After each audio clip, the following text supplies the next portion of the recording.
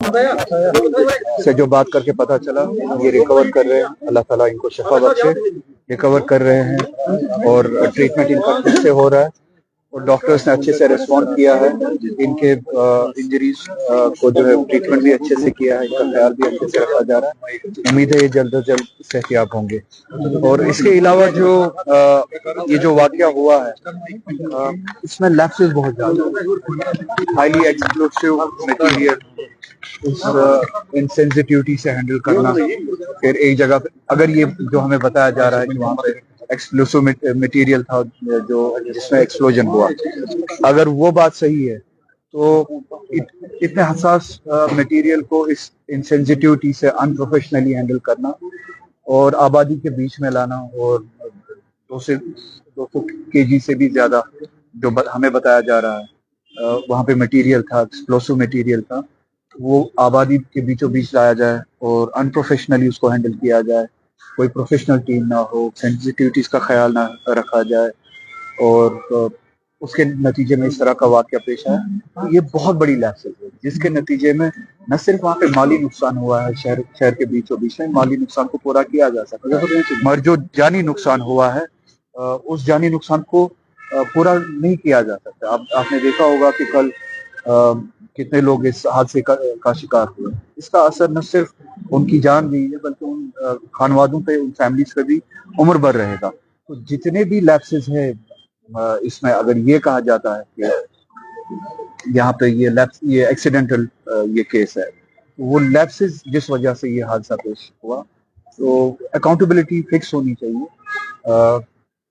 کنہوں نے اتنی انپروفیشنلی انسینسٹیوٹی کے ساتھ اس معاملے کو ہینڈل کیا ہے، کون کون انوالو تھے، کن کی ذمہ داری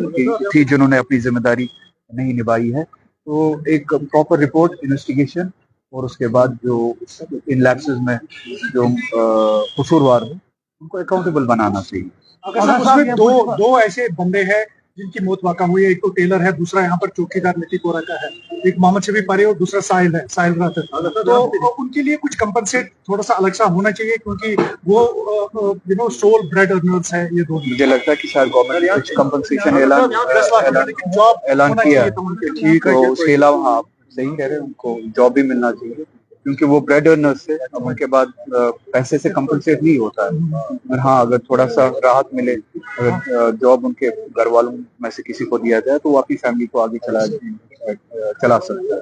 میں بھی دیکھتا ہوں اگر ایم پی لیٹس میں اس کے لیے پروویژن ہوا، کیونکہ جہاں تک میری علمیت ہے پروویژن نہیں ہے، اگر پروویژن ہوا میں کوشش کروں گا کہ ایم پی لیٹس میں سے بھی انجرڈ کے لیے بھی اس دنیا سے نکل چکے اس حادثے کا شکار ہوئے ہیں، ان کے ریلیف کے لیے ایم پی لیٹس میں سے کچھ دیا جائے۔ اس سے زیادہ میں یہی بات کروں گا، ان کے لیے کمپنسیشن یہی ہوگا، یا تو یہ بات ثابت کی جائے کہ یہ اگر یہ کہتے ہیں کہ یہ ایک ایکسیڈنٹ تھا،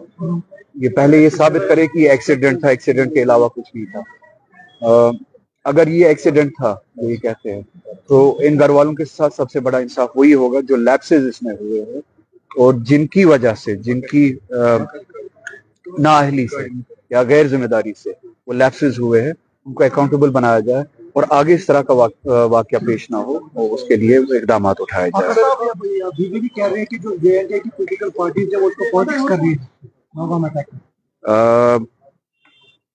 میں تو ابھی بھی کہہ رہا ہوں کہ یہ خود بتائے کہ کیا یہ اٹیک ہے یا ایکسیڈنٹ ہے۔ پہلے جموں کشمیر میں کسی نے جو ہے رش میں کوئی سٹیٹمنٹ نہیں دیا، نہ عام لوگوں نے نہ پولیٹیشنز نے، ہر کوئی یہ کہتا ہے کہ اس کو انویسٹیگیٹ کیا جائے اور ہمیں حقائق جو ہے بتایا جائے، اگر یہ ملیٹنٹ اٹیک تھا یا ٹیررسٹ واقعہ تھا ہمیں وہ بتایا جائے، اگر یہ ٹیررسٹ واقعہ نہیں تھا تو یہ اتنے بڑے لیپسز، اس حد تک لیپسز کیوں ہوئے۔ اب سیاست اگر کرنی ہوتی تو میں اپنے اسٹیٹمنٹ میں یہ بتاتا کہ وہ گورنمنٹ ذمہ دار ہے، یہ گورنمنٹ ذمہ دار ہے، کیونکہ ابھی بھی آپ کو پتا ہے کہ security, police, law and order یا اس طرح کے معاملات جو ہے وہ ابھی بھی ایل جی کے ہاتھ میں ہیں، تو یہ لیپسز جو ہے اس کی اکاؤنٹیبلٹی انہی تک چلی جاتی ہے۔ تو سیاست اس طرح کے واقعات پہ بی جے پی کرتی ہے، ہم نہیں کرتے کیونکہ ہم ان واقعات کے شکار ہوتے ہیں۔ دلی میں آپ نے دیکھا حادثہ ہوا، سیاست ہوئی، اس پہ کشمیر کے لوگوں کو ٹارگٹ بنایا گیا، ابھی بھی بنایا جاتا ہے، اس کو کہتے ہیں سیاست۔ اسی طرح سے پہلگام میں واقعہ ہوا، जम्मू कश्मीर के लोग मुसलमान और गैर मुसलमान सड़कों पे निकले उस दहशतगर्दी के वाक़े के खिलाफ, और बीजेपी ने उस पर सियासत की, पूरे मुल्क में सियासत की और हिंदू मुस्लिम करने की कोशिश की। तो हम जो है हम इन जैसे वाक़ात पे सियासत नहीं साहब, करते। दिल्ली ब्लास्ट के बाद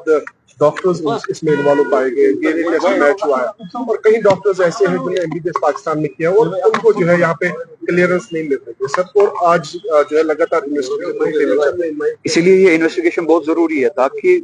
बेगुनाहों पे शक की नजर ना पड़े या शक की नजर से ना देखा जाए।